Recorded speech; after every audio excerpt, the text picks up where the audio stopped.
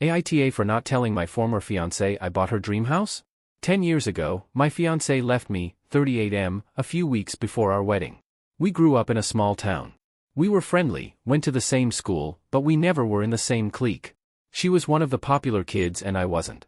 A few years after college, I moved back home when my dad got sick.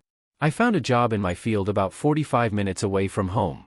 I would help take my dad to his chemo appointments. It was during one of those appointments I ran into EX. She was now worked at the hospital. One day while waiting, I asked her out. It turned out we shared a lot of the same interests. It seemed like our relationship was going great. About a year or so into dating EX and I moved into a rented house together. The following year, I proposed. We began looking for a house. EX always wanted to live in her grandparents' house on the lake near our town. Her family was forced to sell house when her grandparents died because of an inheritance dispute. 6 months before our wedding, a chance event happened. The couple who bought her grandparents' lake house had grown tired of our snowy winters. It took some work and nearly all of my savings, but I was able to buy her dream house. It was going to be my surprise wedding present, so I didn't dare tell her or anyone in her family my plans. A month before our wedding, EX and her friends went to Miami for her bachelorette party. I am not sure all of what happened there, part of me doesn't really want to know, but I do know her high school BF was there.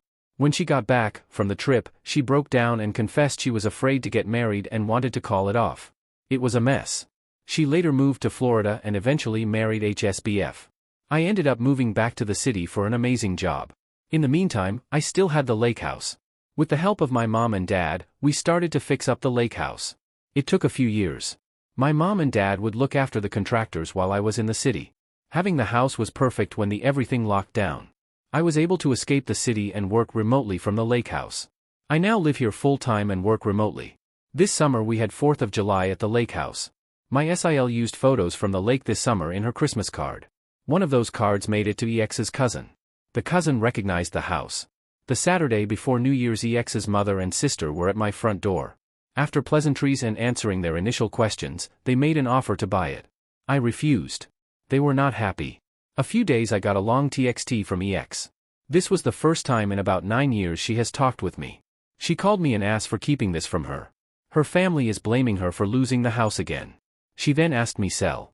I still have no intention to sell. Now her and her family are complaining on social media that this is some sort of revenge. AITA?